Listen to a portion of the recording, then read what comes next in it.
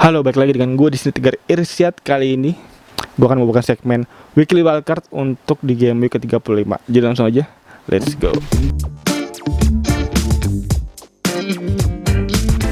Oke, Weekly Wildcard game week ke-35. Ini mana Weekly Wildcard game week ke-35 ini udah gue susun secara mendalam banget ya, dimana analisa serta proyeksi dan fixture yang ada udah gue baca, udah gue dalami tentunya, dimana gue udah susun juga dari nama-nama serta tim-tim yang cukup oke bisa digunain di game week ke-35 besok.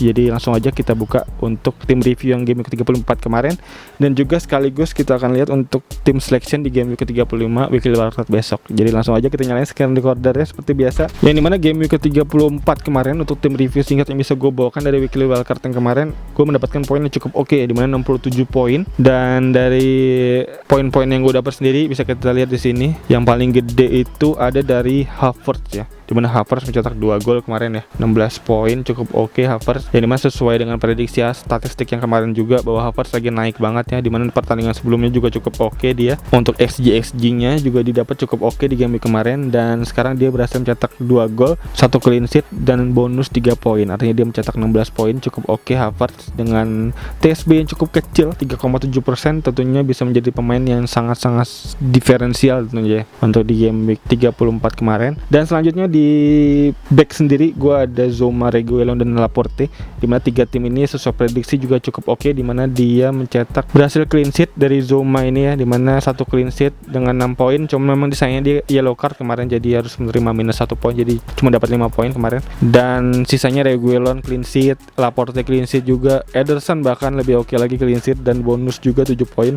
Dan lini tengah gue ada Traore dan Pereira yang nggak cukup oke, hanya 2 poin masing-masing. Dan Martinelli 6 poin, 1 assist kalau nggak salah kemarin dia ya. Iya, 1 assist kemarin, cukup oke Martinelli. Dan di lini depan ada Wood yang ngegolin juga 1, walaupun kalah memang si Burnley kemarin lawan West Ham, kalah ya Wood ya. Dan selanjutnya ada Iheanacho 5 poin, yang dimana dia mencetak 1 gol kemarin ya, apa assist ya, 1 assist kemarin, cukup oke. Dan ada Kane yang 6 poin ya, dimana 2 gua triple captain kemarin, jadi hanya 2 poin kemarin Kane, sayang banget. Dan selanjutnya ada di bench gue ada Digne 7 poin, dan Dang ada 8 poin. Jadi bench gue cukup oke bahkan kali ini, mantap. Dan selanjutnya gue udah susun untuk urusan pick team dari Weekly Wildcard kali ini, dimana untuk nama-namanya berikut bisa gue paparkan. Dari kiper sendiri ada Guaita, lalu selanjutnya dari back ada Wan-Bissaka, double game week Aston Villa dan Leicester. Lalu ada Digne, West Ham United dan Aston Villa lawannya. Ada Walker Peters akan melawan Liverpool dan Crystal Palace. Dan di lini tengah kali ini ada Sigurdsson, West Ham United dan Aston Villa. Dan selanjutnya ada Zaha, ada melawan Sheffield United dan Southampton. Dan ada selanjutnya Greenwood yang akan melawan Aston Villa dan Leicester City. Ada Martinelli dari Arsenal, WBA dan Chelsea lawannya. Dan ada Richarlison lagi Everton. Ada Benteke lagi Crystal Palace. Dan ada terakhir ada Iheanacho akan melawan Newcastle dan Manchester United. Berikut nama yang udah gue susun dari statistik yang ada ya, dan bisa gue paparkan juga untuk data yang gue dapat kali ini, dimana gue udah susun dari nama-nama tim-tim yang memang akan bermain di game week 36 juga gitu. Karena dari 8 tim yang double game week besok, ada 4 tim yang akan blank game week di 36 ya. Possible-nya ada 3 tim, karena dari satu timnya nanti kabarnya akan main di game week 36, yaitu Manchester United. Katanya kabarnya akan mengisi slot di game week 36 melawan Liverpool ya, karena memang dipospon di game week kemarin. Dan artinya untuk saat ini yang masih proof bisa main hanya 4, dimana 4 tim ini diantaranya ada Crystal Palace, ada Everton, Aston Villa, dan Southampton. Dimana 4 tim ini gue cari ini, dimana 4 tim ini yang cukup oke untuk fixturnya gue udah dapat hasilnya, dimana yang paling oke pertama untuk urusan penyerang ya. Artinya yang gue lihat di sini adalah XGA tim lawan, yang dimana yang pertama ada Everton, untuk urusan penyerangnya ada Everton, lalu yang kedua ada Crystal Palace, yang ketiga ada Southampton, dan yang keempat ada Aston Villa. Nah, jadi untuk teman-teman yang nyari forward terbaik untuk di game week 35 double dan game week 36 itu ada Everton ya, dimana Everton sendiri gue lihat lagi statistik yang ada dari XG player yang ada, 3 nama terbaik dari Everton sejauh ini. Yang pertama ada Sigurdsson, cukup di luar dugaan karena memang gue baru lihat kemarin ya. Dan selanjutnya di yang nomor kedua ada Richarlison, dari perolehan XG-nya cukup oke. Pertama tadi ada Sigurdsson, Richarlison, dan yang ketiga ada DCL. Jadi DCL paling bawah ya. Ada 3 nama itu ya. Jadi untuk teman-teman yang nyari lini tengah dan lini depan yang oke, ada Sigurdsson untuk di game week 35 dan 36.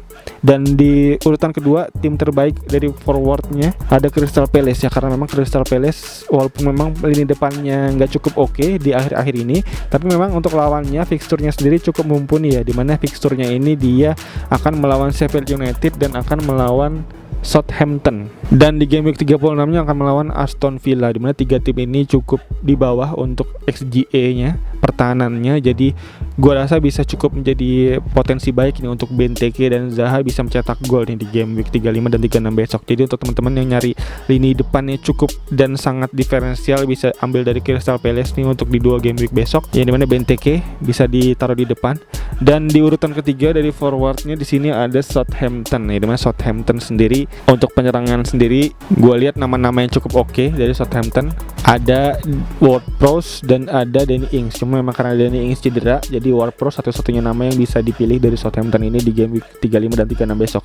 Karena memang dari Southampton ini sendiri nanti akan melawan Liverpool dan Crystal Palace. Memang untuk lawan Liverpoolnya cukup berat, tapi untuk lawan Crystal Palace cukup oke. Jadi bisa jadi pilihan Ward-Prowse di tengah untuk game week ke-35 dan 36 besok. Dan selanjutnya dari data yang gue paparkan di sini, forward yang terakhir ada Aston Villa, karena Aston Villa yang cukup berat di double game week besok ya. Jadi gak bisa jadi pilihan yang bagus karena Aston Villa akan melawan Manchester United dan Everton, dimana 2 tim ini cukup oke untuk pertahanannya, bahkan 10 besar untuk urusan pertahanan di sebulan terakhir. Jadi cukup berat lah untuk kayak Oli Watkins bisa mencetak gol untuk di game week 35 dan 36. Jadi bisa bukan menjadi pilihan yang bagus untuk game week besok. Dan selanjutnya dari 4 tim yang main di 35 dan 36 besok, gue lihat lagi sekarang dari segi defendernya, dimana defender artinya gue harus melihat statistiknya dari XG lawan. Jadi dari percobaan mencetak gol lawan-lawannya. Jadi gue susun di sini dari 4 nama tim yang paling bagus fixture serta potensi clean sheet-nya sampai yang paling buruk. Dimana yang paling tinggi di sini bisa dipakai ada Crystal Palace lagi. Dimana Crystal Palace nih menjadi tim yang cukup oke digunakan sebagai forward dan defender dari 2 game week besok ya. Dimana di 2 game week besok Crystal Palace akan melawan tadi seperti gue bilang Sheffield United dan Southampton, dimana di 2 tim ini berada di peringkat, si Sheffield United sendiri ada di peringkat ke 19 ya. Sheffield United ada peringkat 19 untuk urusan mencetak gol ya. Jadi kayaknya cukup jelek untuk serangannya dari Sheffield United. Jadi potensi clean sheet-nya si Crystal Palace nih back-backnya cukup tinggi nih untuk di game week 2 game week besok nih. Yang dimana di sini gue cari nama back yang cukup oke dari Crystal Palace, ada Ward paling oke untuk segi formnya dari sebulan terakhir. Dan selanjutnya juga bisa digunain Guaita, kiper, yang mana gue gunain Guaita ya tentunya di sini ya line up kali ini. Dan selanjutnya defender yang kedua dari tim yang kedua terbaik ada Everton, dimana Everton tadi seperti gue bilang akan melawan West Ham dan akan melawan Aston Villa, yang dimana si Everton ini cukup oke bisa digunain di antara Digne dan ada Coleman. Bisa digunain 2 back ini cukup oke karena Digne juga ada potensi assist yang tinggi juga ya, karena sering memberikan umpan-umpan cantik ke lini depan.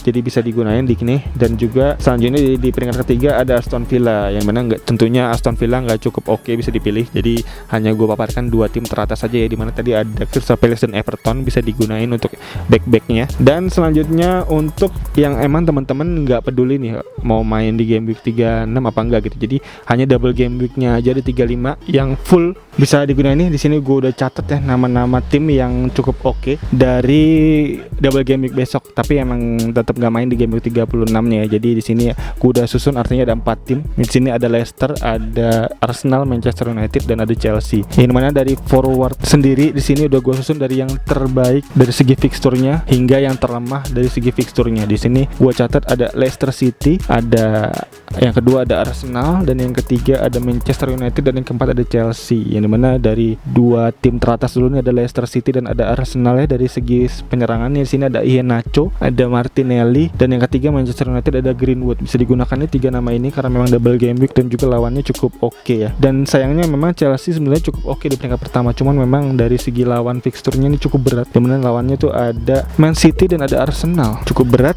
dan artinya nggak cukup oke untuk digunain ya dari Chelsea ya. Dan selanjutnya dari segi defendernya sendiri, dimana defendernya di sini gue susun juga dari yang terbaik sampai yang terlemah ya dari segi fixturnya ya, dimana yang terbaik di sini ada Chelsea karena Chelsea juga menempati urutan pertama dari segi defendernya ya, dan untuk itu kayaknya bisa digunain ya untuk defender Chelsea, diantaranya ada Zouma dan Christensen. Di sini gue sendiri membeli Zouma ya di bench ya, dan selanjutnya karena memang si Zouma ini menjadi pemain langganan Tuchel selalu ya di lini belakang ya, jadi bisa menjadi proyeksi yang bagus karena memang si Tuchel ini juga mirip-mirip sama Pep ya karena rotasinya cukup sering. Jadi kita harus cari pemain-pemain yang memang menjadi pemain langganan dari Tuchel ini sendiri gitu. Di antaranya ada Zouma dan Christensen juga sebenarnya.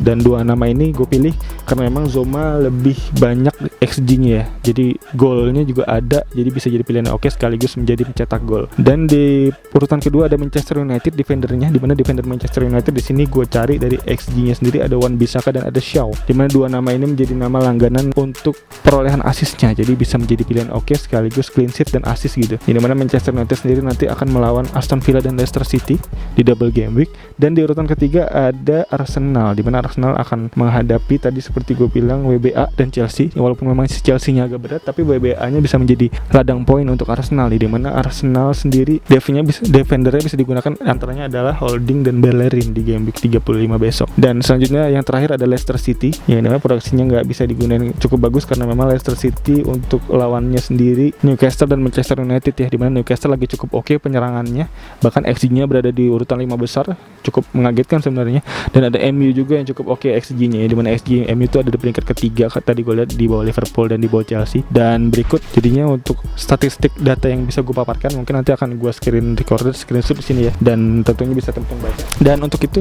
berikut untuk weekly market kali ini, yang dimana gue recap lagi, dimana dari kiper di sini ada Guaita, ada Wan-Bissaka, Digne dan Walker Peters di lini belakang, lalu di lini tengah ada Sigurdsson, Zaha, Greenwood dan Martinelli, dan di lini depan ada Richarlison, Benteke dan Iheanacho, dan di lini pengganti gue ada McCarthy, Ward-Prowse, Zouma dan Konsa. Berikut untuk weekly wildcard kali ini yang bisa gue paparkan, semoga juga membantu teman. Oke, jadi setelah gue ngetek video kemarin ternyata ada perubahan ya dari fixture ya, fixture yang ini fixture yang lumayan bombastis nih, dimana dalam sejarah baru ini pertama kali diselenggarakan triple game week ya, dimana Manchester United bermain 3 kali, Manchester United bermain 3 kali dalam satu game week, dan itu salah satu sejarah yang untuk pertama kalinya ya, yang dimana cukup, kalau bisa gue bilang cukup senjata makan tuan ya sepertinya ya, karena memang dari segi fixture sendiri MU pastinya kemarin gue lihat dia otomatis dalam waktu singkat bermain hingga 5 kali beruntun, dan itu pastinya membuat dari segi stamina serta dari segi rotasi pastinya dilakukan ya dari Ole sendiri ya. Dan untuk itu ada sedikit perubahan dari pemain-pemain tim-tim yang tadi gue sebut di awal, dan berikut untuk perubahan singkatnya yang bisa gue berikan, yang dimana singkat gue tadi mengganti si Konsa dengan Maguire ya, dan juga gue mengganti Ward-Prowse dengan Salah ya, dan jadinya Salahnya naik dari bench dan Martinelli gue cadangin. Dan jadi intinya untuk pemain-pemain yang gue masukin cuma 2 sekarang, ada Maguire dan ada Salah yang masuk karena memang Salah jadinya double game week ya, dengan stat bahwa si Liverpool berada di peringkat kedua untuk urusan XG. Gue rasa untuk pilihan Salah masuk tuh adalah pilihan yang tepat banget nih, karena memang Salah akan jadi bermain 2 kali. Dan juga tentunya kenapa Maguire, kenapa bukan Luke Shaw, karena memang Maguire menjadi pemain yang menurut gue pemain yang menjadi jaminan akan selalu main gitu, karena dari awal musim sekalipun gitu, dari game week kedua di mana si MU main pertama kali sampai sekarang Maguire selalu bermain 90 menit. Dan untuk itu Maguire gue plot di sini karena memang dari segi fixturnya yang padat dan juga jaminan bermain gitu dari Ole untuk tidak merotasi Maguire cukup lumayan gede gitu. Jadi Maguire gue masukin di sini. Dan ada Wan-Bissaka juga yang memang terkenal dari segi paru-paru kudanya layaknya Kante, bisa menjadi kemungkinan bermain 2 kali itu cukup gede gitu, dimana minimal 2 kali cukup oke untuk gue, dimana Wan-Bissaka bisa bermain tentunya. Dan dari lini tengah ada Greenwood yang gue rubah menjadi kapten kayaknya untuk di game week besok, karena memang dari triple game week ini juga yang membuat jadi jaminan kayaknya peluang lebih besar, karena tentunya juga 90 menit kali 3 ya, jadi artinya 270 menit bermain potensinya gitu, jadi cukup menggiurkan untuk Greenwood bisa dijadiin kapten. Dan kurang lebih begini untuk susunan line up gue setelah pasca dari announcement bahwa fixture si MU akan triple game week di game week ke-35 besok. Dan kayaknya itu aja untuk update-nya. Thank you yang udah nonton, dan semoga video ini bermanfaat tentunya untuk menjadi insight baru dalam meramu setelah meracik tim di game week ke-35 35 besok. Dan kayaknya itu aja. Sekali lagi thank you banget udah nonton. As always seperti biasa gue Tegar Irsyad.